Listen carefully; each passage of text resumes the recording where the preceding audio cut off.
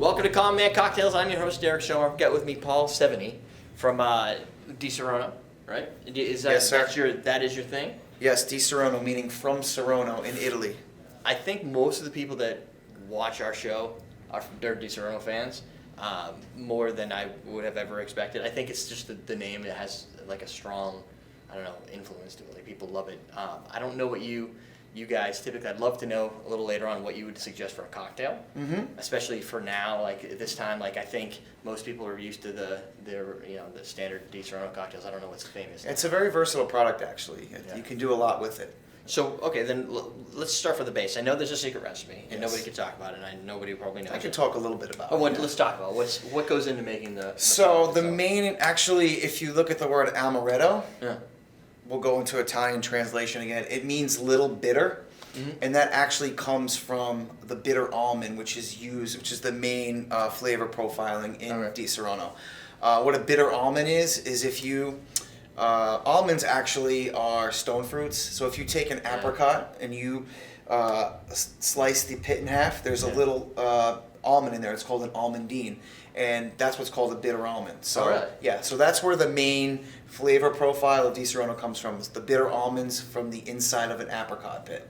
Oh, all right. Because almonds I just think are cool. Like I love the almonds are great as long as I don't have to eat them by themselves. Well, the thing of it is that because Disaronno is a liqueur and it's a little bit on the sweeter side, we identify that flavor with sweet almonds because it's the only thing that we have to relate to it. Right. But the chemical and flavor properties of all almonds, which come from, if you actually take an almond, it's a fuzzy fruit, and it has a pit as well, and that's what's inside of it. So all those stone fruits, they all have those pits, and they all have similar qualities.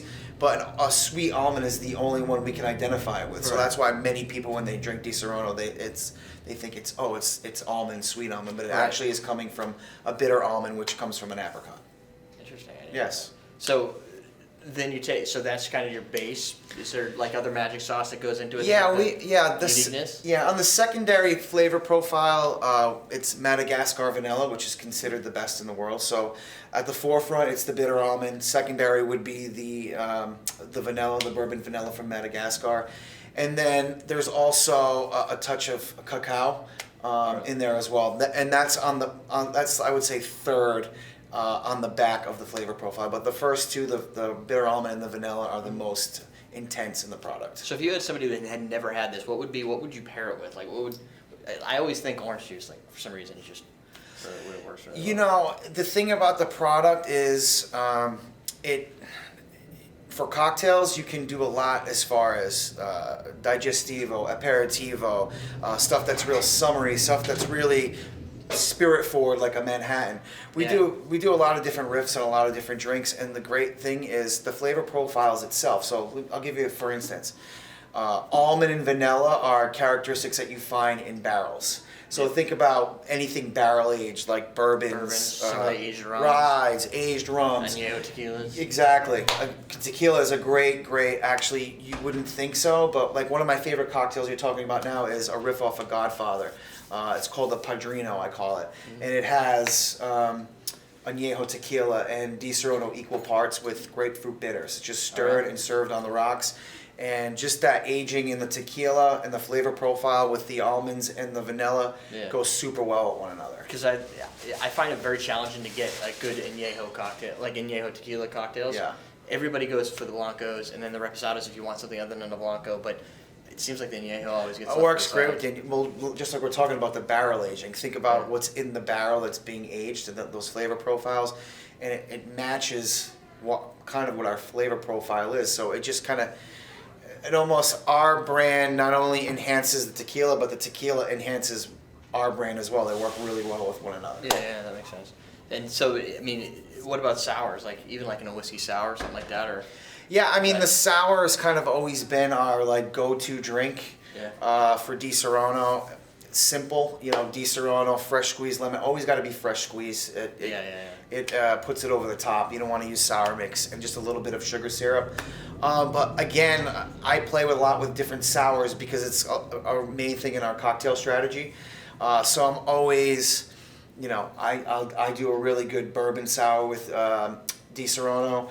I have a really cool. I've got a sour for every single spirit combination. Like Right. I'm doing one. We're having an event next week. I'm doing a Creole sour, which is it's heavy on the Angostura bitters Yeah. with just Disaronno, but the flavor profiles work really well. So we can do a lot of different things with sours. I love to do different flavor combinations, not only with lemon but with lime, with orange, adding different herbs on top like basil and mint. You know, also tiki. You know, any. That's what I'm thinking tiki. Yeah. Like that's because tiki and almond for me and like that flavor, just the kind of the sweet, the nuances of it come out in tiki really well. Yeah, well, take a Mai Tai for example. One of the main sweetening ingredients in a Mai Tai is orgeat syrup, Right. which is an almond syrup. So I do a riff off it where I take that out totally.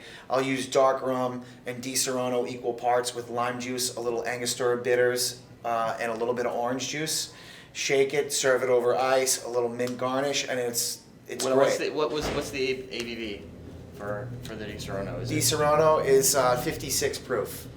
So you're So it's on the higher end for a liqueur. subtracting the syrups and bringing now you're kicking up that. Yeah, you're kicking it up, but also you're adding a little less rum, so it doesn't kick it up too much. It actually levels it off. out. Yeah, because the rum has a higher ABV, so you're reducing the rum amount. Right. Not as much rum with the actual syrup, so you're reducing the rum amount and adding in Disaronno. So it's pretty Kinda close to the same. complemented. Yeah, it complements one another.